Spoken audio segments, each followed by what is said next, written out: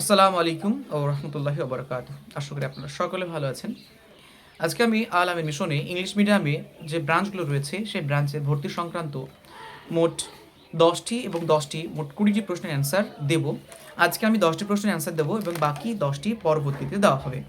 তো যারা চ্যানেলে নতুন আছেন সাবস্ক্রাইব করে রাখবেন পরবর্তী আপডেট পাওয়ার জন্য এবং পরবর্তী প্রশ্নগুলোর অ্যান্সার পাওয়ার জন্য। আপনারা অনেকে কমেন্ট করেছেন, সেই প্রশ্নগুলোর অ্যান্সার একে একে আমি বলছি। ১ নম্বর প্রশ্ন, ইংলিশ মিডিয়ামে রেজাল্ট কবে হয়েছে? ইংলিশ মিডিয়ামের রেজাল্ট গত ২৩ তারিখে হয়েছে, আজকে ২৫ তারিখ।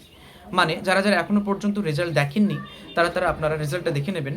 ২৩ তারিখে রেজাল্ট অলরেডি পাবলিশ হয়েছে। ২ নম্বর প্রশ্ন, এখন কি করা যাবে যারা পাশ করেছে?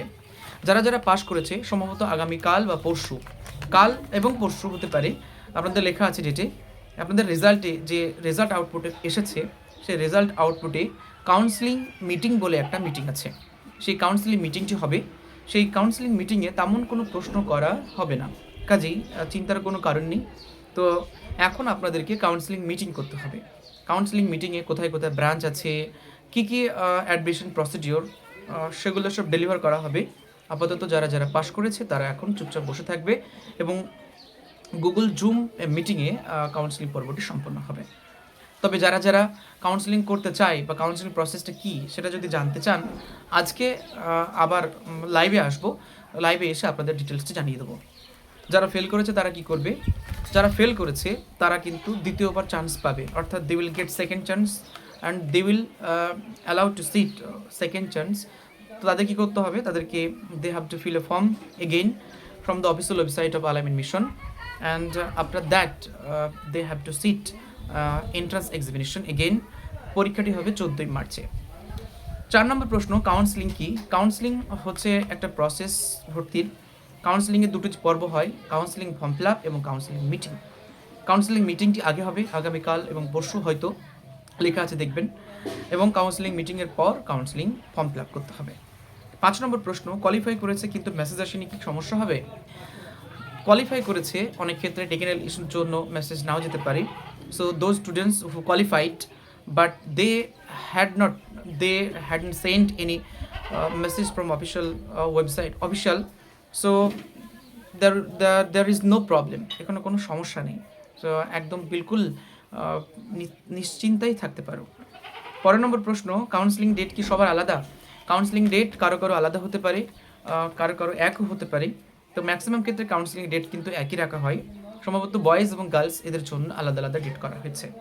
7 নম্বর প্রশ্ন, আমি রেজাল্ট দেখতে পারছি না, কি করব? রেজাল্ট এখনও পর্যন্ত যারা দেখতে পারছেন না তারা www.alaminmission.org-তে গিয়ে সেখানে চেক করবেন এবং শেষের দিকে একটি অপশন পাবেন যে admission test result English medium, সেখানে ক্লিক করে এনরোলমেন্ট নাম্বার পুট করবেন, তারপর আপনি আপনার রেজাল্টটি দেখতে পাবেন। 8 নম্বর প্রশ্ন, নো রেকর্ড ফাউন্ড দেখাচ্ছে, কি করব? 8 নম্বর প্রশ্ন হচ্ছে নো রেকর্ড ফাউন্ড। বেশিরভাগ ক্ষেত্রে যারা নো রেকর্ড ফাউন্ড দেখাচ্ছে, আমি অনেকগুলো চেক করেছি, but they are not qualified, তারা কিন্তু কোয়ালিফাই করেনি, তারা সব আনসাকসেসফুল হয়েছে, তাদেরকে আবার ট্রাই করতে হবে।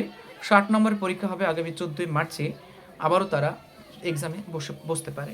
9 নম্বর প্রশ্ন, কোন লিঙ্কে রেজাল্ট জানা যাবে? বললাম www.alaminmission.org-তে রেজাল্ট আপনারা জানতে পারবেন। 10, কোথায় কোথায় ছেলেদের ব্রাঞ্চ আছে? ছেলেদের ব্রাঞ্চ মোট 7টি আছে।